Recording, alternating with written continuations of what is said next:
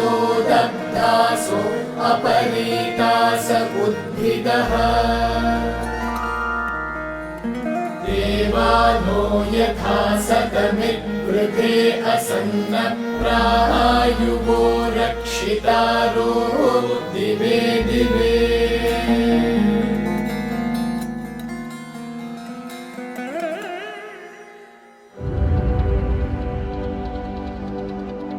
ശ്രീ പ്രീതാജിയും ശ്രീ കൃഷ്ണജിയും നമ്മുടെ കാലഘട്ടത്തിലെ ആത്മീയ നേതാക്കളും യോഗികളും തത്വചിന്തകരുമാണ്.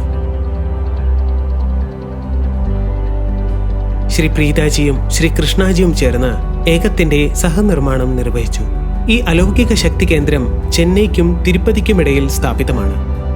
ലോകപ്രശസ്തരായ നേതാക്കൾ ഏകത്തിൽ വന്ന് അവരിൽ നിന്ന് പഠിക്കുകയും അവരുടെ സാന്നിധ്യത്തിൽ ധ്യാനിക്കുകയും ചെയ്യുന്നു.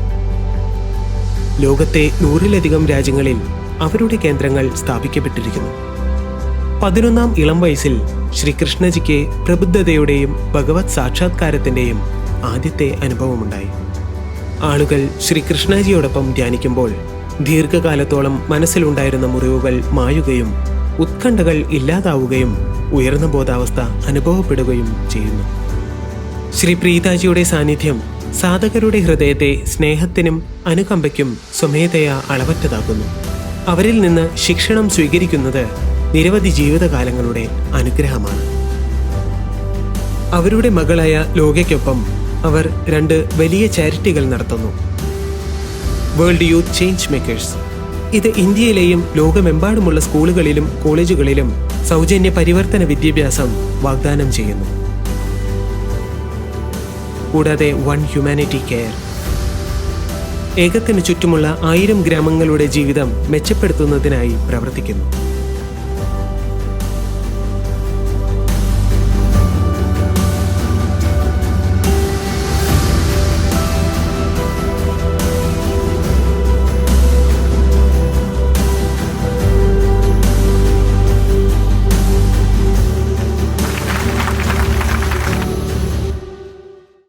Today, I want to teach you how to make luck happen.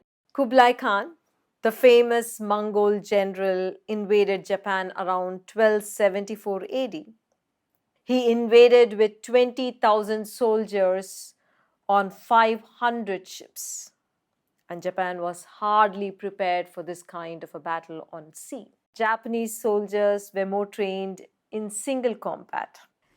Just as the Mongols were reaching the shore, a massive storm stretching from the horizon to horizon broke and tore the Mongolian fleet apart. It left no survivors. The Japanese called it as the divine wind. They called it kamikaze. 7 years later, 100,000 Mongols again attempted to attack Japan.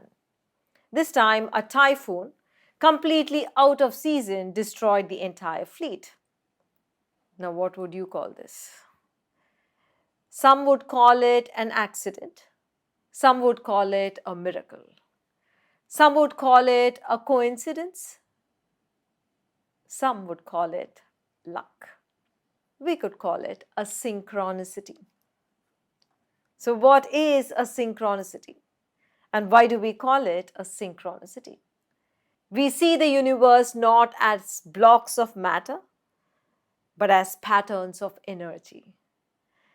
And when we speak of synchronicities, we see that these are meaningful occurrences that is somehow aligned towards our heart's intention or are aligned towards the greater well-being of life. Such synchronicities have happened to people. We think they are random occurrences. But we want them to happen on a consistent basis, isn't it? Is it possible? Yes, it is. We have for several years now studied and intuited the science of synchronicities. Thousands of our academy students today regularly manifest synchronicities both on a massive scale and in their daily experiences, such that they feel their life has a magical quality to it. They get in touch with the right people they were looking for and land in their dream opportunities. They come upon the right information they were looking for, and with that information, create a difference to others. They receive the right messages from the universe at the right time when they are actually questing for an answer. This takes away their inner struggle and leads them to peace. But for these things to happen, two things must happen in your consciousness.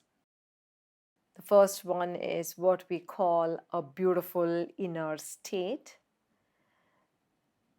When I say inner state is basically a feeling and an inner experience.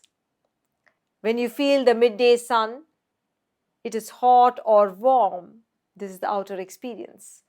While your joy, your sadness is an inner experience. It's an inner state. That is what you feel within yourself. There are not so beautiful states, and there are beautiful states. Beautiful states are states of joy, love, peace, calm, gratitude, passion, and courage. In these states, there is no inner agitation or rush. You feel very nice within, or you may feel great within.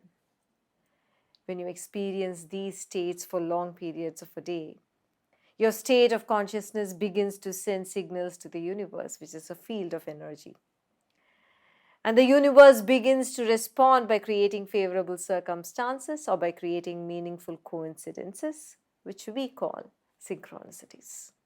The second factor that needs to happen to you is for you to experience a magnificent connection with the universal intelligence. Call it divine or call it God. Most people think that the universal intelligence or the divine is a massive force field, but only the mystics know. Only the ones whose heart has awakened know that you can actually experience a personal connection with this massive mystic force field, with this universal intelligence. And this universal intelligence can actually relate to you. Let's look at the example of Puri Jagannath, the most famous deity of Orissa on the eastern Indian state. The relationship between Jagannath and his devotees is a very unique phenomenon. It is a personalization of this universal intelligence. Jagannath is not distant from his devotees. They don't offer him any special prasad like a laddu or a pongal or a kheer like they offer other gods. Jagannath is offered the same food that his devotees eat. He is offered rice, dal, cooked greens, and vegetable. When it is summer, they apply sandalwood paste all over his body so that he does not feel the heat. And they even believe that he can catch a cold or a fever. Do you know that after a period of sickness and recovery, Jagannath is taken for an outing? That is his famous Rath Yatra.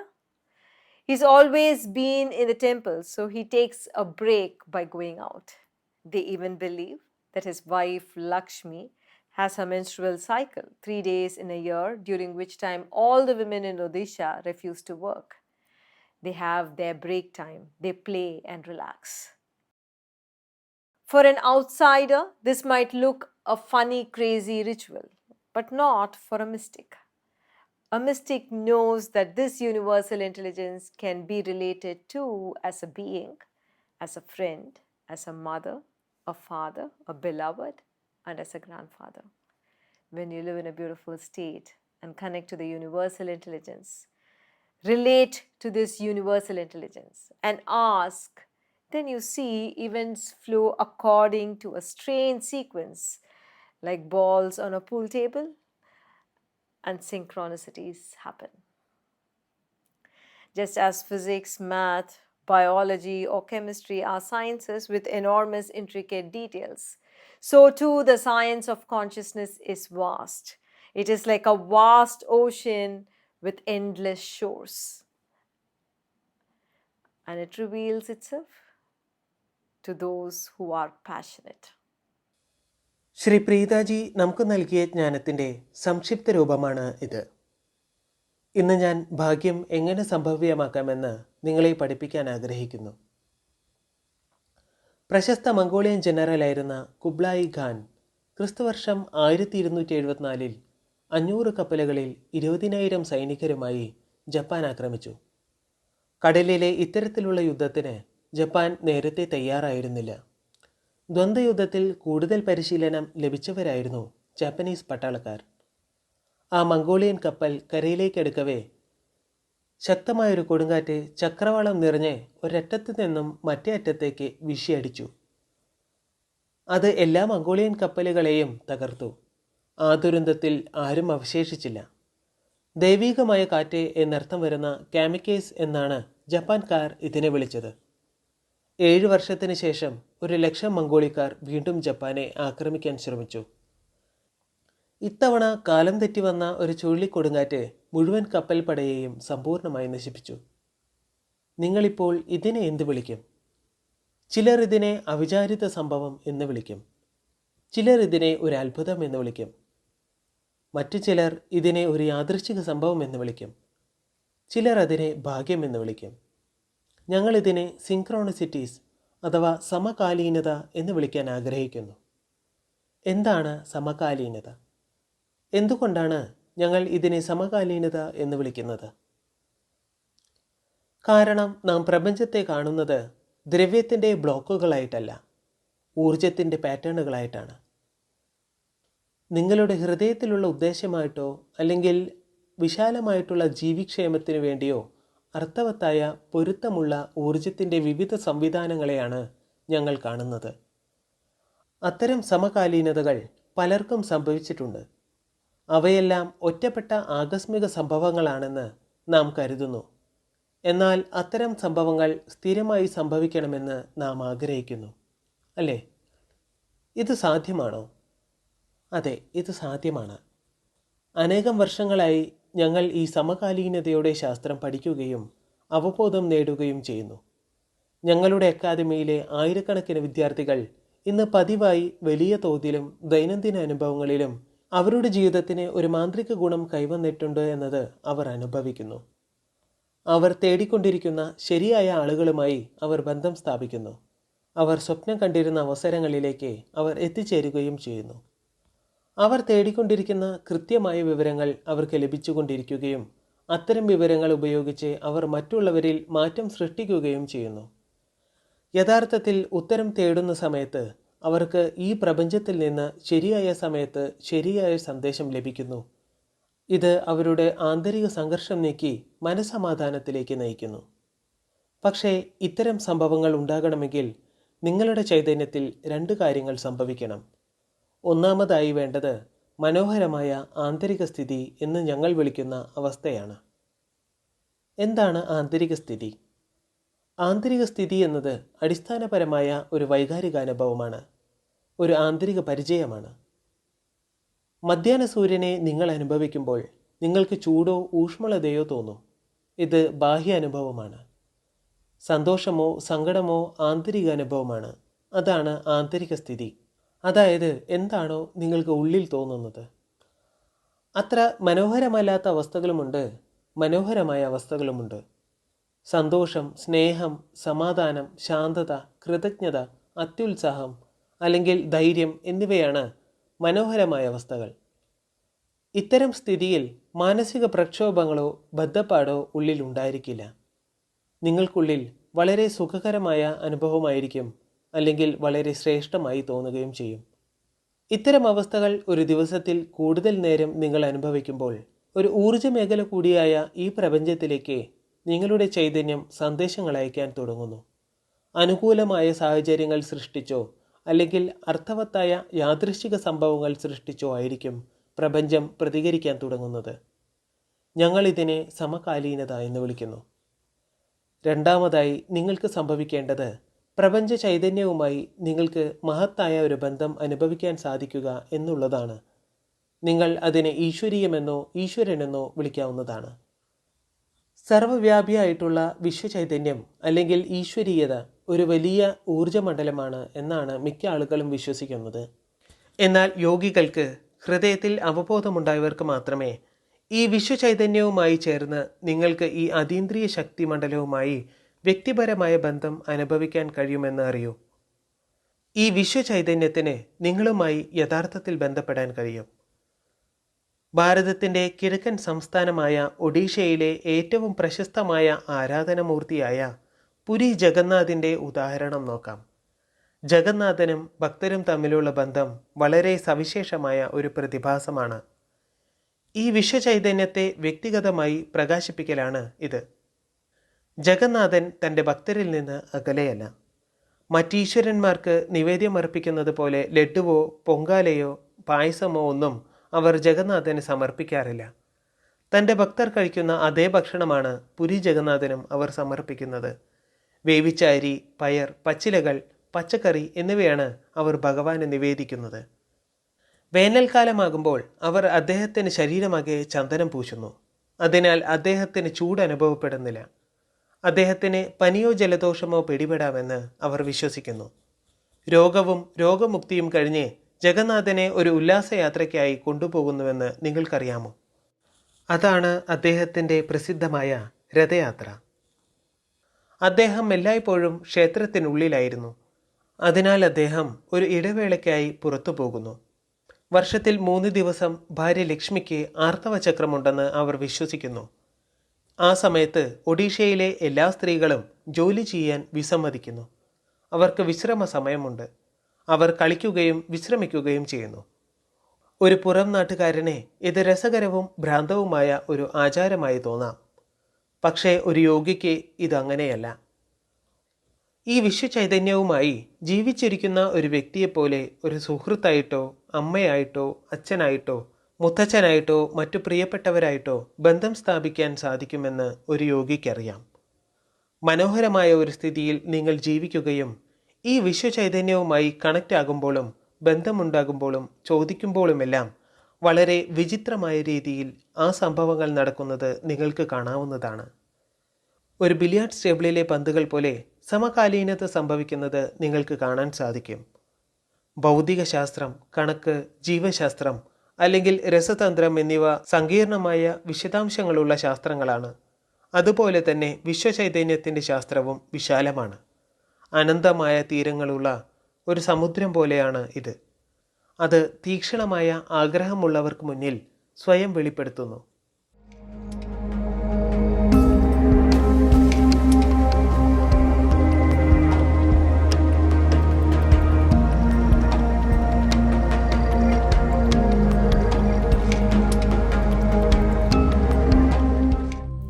ഈശ്വരനിലേക്ക് പ്രവേശിക്കുന്നു. നമ്മൾ ഇപ്പോൾ ഈശ്വര ശക്തിയിലേക്ക് പ്രവേശിക്കുവാൻ സഹായിക്കുന്ന ഒരു ധ്യാനത്തിലേക്ക് ഒഴുകുവാൻ പോകുന്നു. സൗമ്യമായി കണ്ണുകൾ അടച്ചുകൊണ്ട് മന്ദഗതിയിലും ആഴത്തിലും ശ്വസിക്കുക.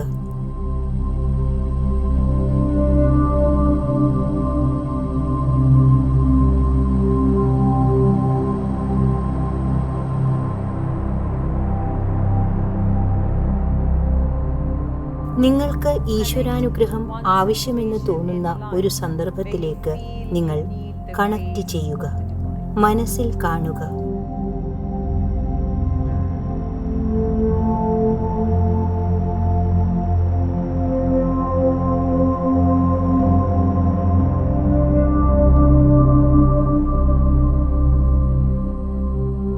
നിങ്ങളുടെ പരിമിത മനസ്സുകൊണ്ട് പരിഹാരം കാണാൻ കഴിയാത്ത ആ സന്ദർഭത്തെക്കുറിച്ച് ചിന്തിക്കുക.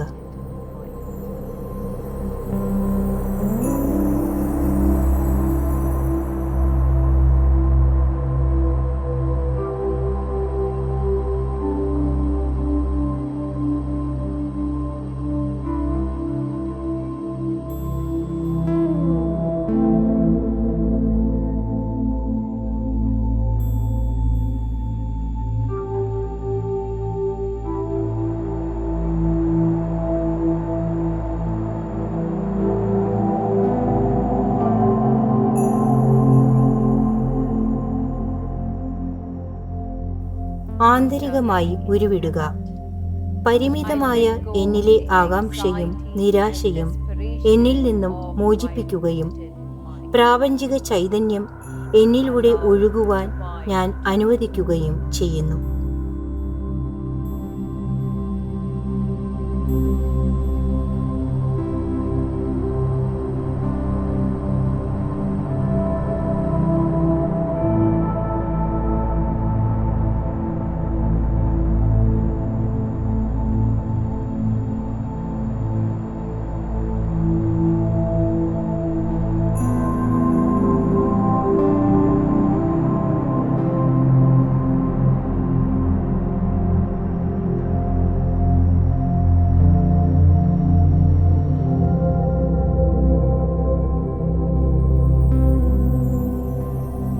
നിങ്ങളുടെ ഹൃദയത്തിൽ ശ്രദ്ധ കേന്ദ്രീകരിക്കുക.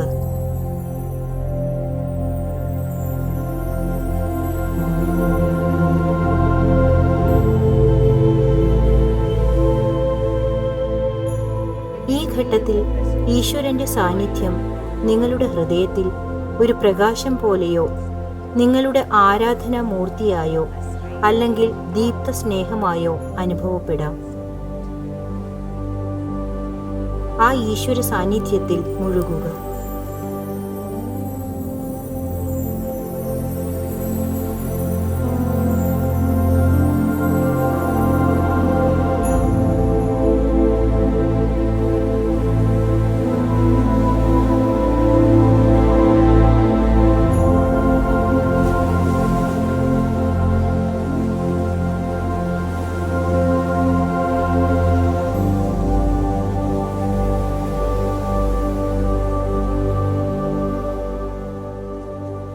നിങ്ങളോട് വളരെ അടുത്ത ബന്ധം പുലർത്തുന്ന ഒരു വ്യക്തിയോടെന്ന പോലെ ഈശ്വരനോട് സംസാരിക്കുക.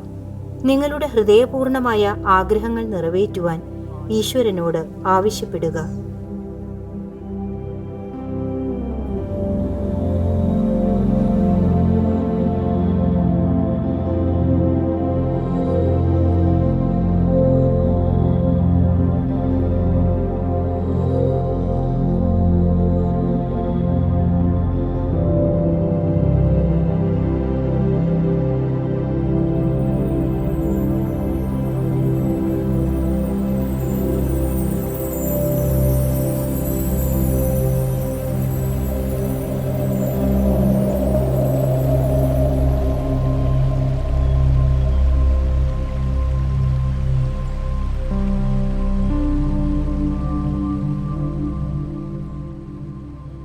നിങ്ങൾ സർവാർത്ഥത്തിലും അനുഗ്രഹീതനായതായും നിങ്ങളുടെ എല്ലാ ആഗ്രഹങ്ങളും സഫലമായതായും മനസ്സിൽ കാണുക.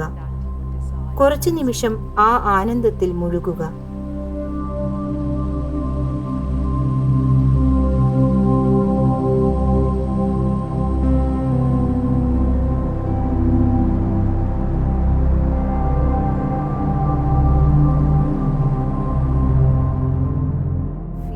ഈശ്വര സാന്നിധ്യത്താൽ അത്യന്തം ധൈര്യത്തോടെയും ഉൾശക്തിയോടെയും സാവകാശം കണ്ണുകൾ തുറക്കുക. ബ്രീതിംഗ് റൂം മെഡിറ്റേഷൻ ആപ്പ് ശരീരം റിലാക്സ്ഡ് ആക്കുന്നു, മനസ്സ് ശാന്തമാക്കുന്നു, ഹൃദയത്തിൽ സ്നേഹം നിറയ്ക്കുന്നു, ബുദ്ധി തീവ്രമാക്കുന്നു. നിങ്ങളുടെ ശ്വസനത്തിലൂടെ പൾസ് സിസ്റ്റത്തെ ശാന്തമാക്കി നിങ്ങളെ റിലാക്സ് ആക്കുന്നു. നവോന്മേഷത്തിനും രോഗശാന്തിക്കും ഈശ്വരീയ മാർഗനിർദ്ദേശത്തിനും സമാധാനത്തിനും ഏകാഗ്രതയ്ക്കും വരൂ ബ്രീതിംഗ് റൂം മെഡിറ്റേഷൻ ആപ്പിലേക്ക്.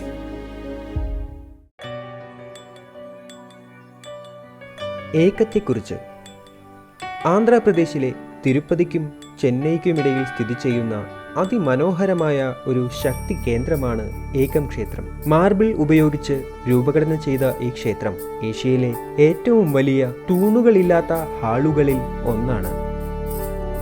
മാതാപിതാക്കളായ ശ്രീ അമ്മയുടെയും ശ്രീ ഭഗവാന്റെയും അനുഗ്രഹത്താൽ ശ്രീ കൃഷ്ണാജി 19-ാം വയസ്സിൽ ഏകം നിർമ്മിച്ചു. ഏത് സമയത്തും 24,000 പേർക്ക് ഇവിടെ ധ്യാനിക്കാൻ കഴിയും. ഋഗ്വേദത്തിൽ വർണ്ണന ചെയ്തിട്ടുള്ള ഹിരണ്യഗർഭമാണ് ഏകത്തിന്റെ മൂലപ്രതിഷ്ഠ. ആന്തരിക സമാധാനത്തിനായി ധ്യാനിക്കാനും ഭഗവത് സാക്ഷാത്കാരം നേടാനും മുക്തിയുടെ ശ്രേഷ്ഠമായ അവസ്ഥകളെ ഉണർത്താനും ഇവിടെ ആളുകൾ വരുന്നു. ഏകം ഒരു ശക്തിക്ഷേത്രമാണ്.